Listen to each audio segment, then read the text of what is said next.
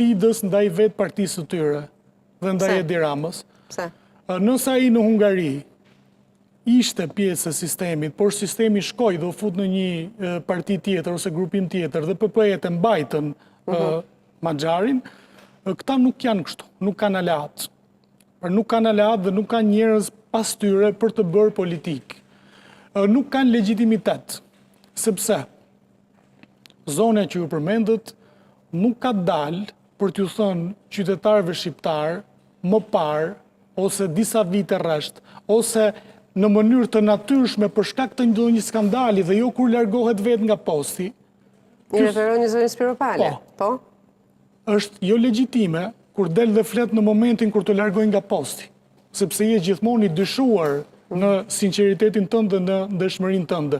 Nëse pas ndonjë skandali të caktuar që Edi Rama ka pasur shumë, zonja Spiropali do dilte dhe thoshte që unë nuk e pranoj më këtë qeverisje, unë nuk pranoj më që spitalet publike të lihen pa ilaçe për t'i rekomanduar njerëzit tek spitalet private, unë nuk e pranoj më që rritja ekonomike prej 300 milionë euro t'ju ndahet. Pra të kishte një përballje direkte me një nismë të qeverisë. Klient, pra nuk doli për shkak të një skandali, skizma dhe konflikti apo e folura kundër, nuk ka dalë për shkak një skandali që të kishte bazament moral, edhe të kishte bazament psikologjik dhe bazament simpatie, dhe njerëzit thoshin pas ka vërtet njerëz nga brenda të cilët nuk pranojnë qeverisën e Edi Ramës. Këta nuk janë njerëz që nuk pranojnë qeverisën e Edi Ramës. Nëse për zonjën Spiropali ju e thoni këtë, për zotin Braçe, të paktën mund të themi që në çdo ligj që ka kaluar për sa i përket bujqësisë ekonomisë, ka qenë opozita brenda mazhorancës. Ka qenë oponenca, jo opozita. Opozit ka qenë, është përballur dhe me ministret të bujqësisë pa emra tani, pra ka folur fort, ka qenë qëndrimi kundër. Secili ligj parlamentar, draft ligj, kur propozohet, ka dhe një fletë shtesë që quhet oponenca ndaj ligjit. Dhe ja bën vetë ekipi që e ka propozuar ligjin. Pra, Eron Braçe ka bërë thjesht oponencën teknike, thjesht e ka bërë në kamera. Nuk ka asnjë akt opozitar. As tek Elisa Spiropali dhe as tek Erion Braçe. Çfarë ka opozitarët? Ata pranojnë pushtetin e Edi Ramës. Nuk po dalin t'ju thonë njerëzve që nuk e pranojnë pushtetin e Edi Ramës. Edhe t'ja numrojnë me gjitha çfarë ka, sepse ky pushtet ka shumë kusure. Këta po dalin kundër ndarjes së posteve nga Edi Rama, jo kundër ndarjes së parave nga Edi Rama për klientët e vet, jo kundër ndarjes së tenderave për grupe të caktuara politike për të blerë zgjedhjet. Këta po dalin kundër ndarjes së posteve. Nuk i ka begenisur Edi Rama, nuk ju hap Edi Rama 3 ditë telefonin ose nuk ju kthen mesazh dhe del dikush flet kundër. Nuk janë opozitar, bëjnë thjesht një oponent. Ka pasur ndonjëherë një si Peter Maxhari ky vendi jon apo jo?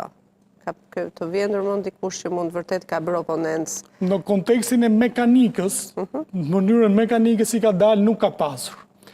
Ka politikanë të ri, të cilët pretendojnë të sfidojnë sistemin politik.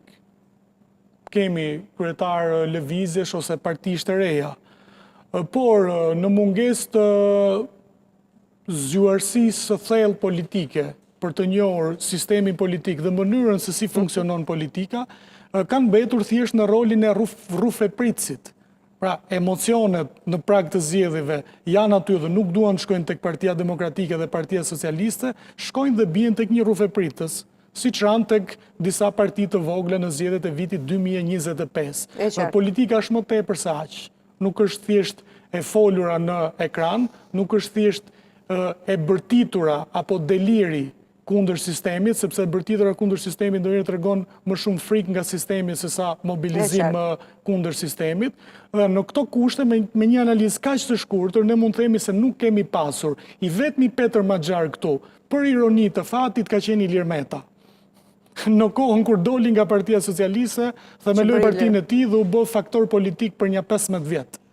I vetmi në historinë e këtij shteti ka qenë Ilir Meta. Tjetër kush nuk ka arritur ta bëj. Indri, duket sikur ka një stagnacion politik. Partia Demokratike bën protesta, shkon nga protesta në protest, thuajse me të njëjtin skenar. Partia Socialiste është e heshtur. Të dyja partit kanë dy momente të rëndësishme në qershor. Kanë një riorganizim të fuqishëm brenda vetes tyre. Pra duket sikur jemi dhe presim qershorin dhe nga qershori paka shumë e dim që do rinovojnë forumet në bazë të kryetarit të ri të PD-s, zoti Berisha me shumë gjasme. Kryetari i ri, zoti Berisha. Po, dhe zoti Rama që se hap garën për kryetar fare, por do shkundi parti në qershor dhe do bëjnë atë parti që duan për këtë moment politik që janë, sepse janë zgjedhjet përpara.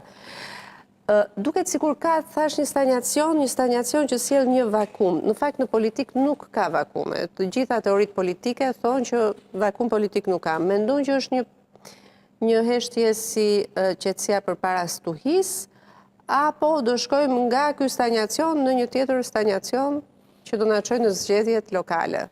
Ju e përkufizuat bukur stagnacionin. Kjo do të shkojë zvarr.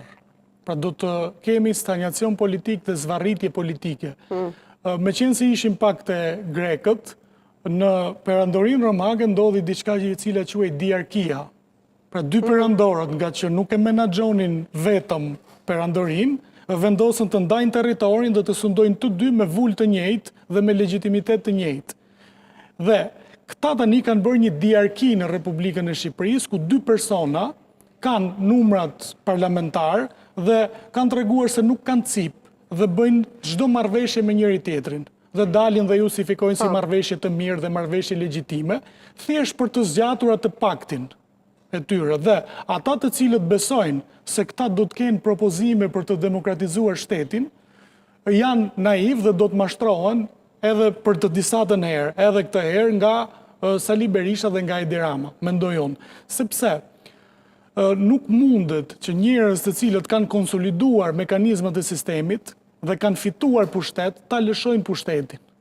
Pra ky sistem politik nuk ka nevojë për të sfiduar vetëm me emocion, por ka nevojë për të sfiduar me organizim politik dhe me talent politik. Ndryshe nuk kanë për të alshuar kur Sali Berisha dhe Edi Rama. Edhe nëse nuk do të çfarë bën votuesi? Populli është vërtet thuhet që votimi është akt irracional, por në fakt populli është racional tek interesat e veta. Më thot dikush diçka të bukur, tha në vitin 94 ose një vit caktuar erdhi 94 s'ka pasur zgjedhje, por një vit nga këto vitet 90 vjen Gramos Pashko dhe kandidon. Dhe nuk mori vota, mori shumë pak vota, edhe na thot me ky është populli zgjuar. Po pse i themi ne?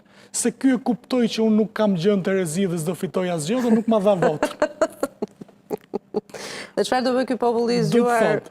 Populli është racional. Këta të dy? Populli është racional në interesat e veta. Nëse ti nuk i krijon një perspektivë dhe një besim politik, patjetër që populli do ta jap votën për të legalizuar banesën, sepse banesa legalizuar është minimumi 50.000 euro dhe jep mundësi për ta futur kolateral kredi në bankë. Orbani mund të kishte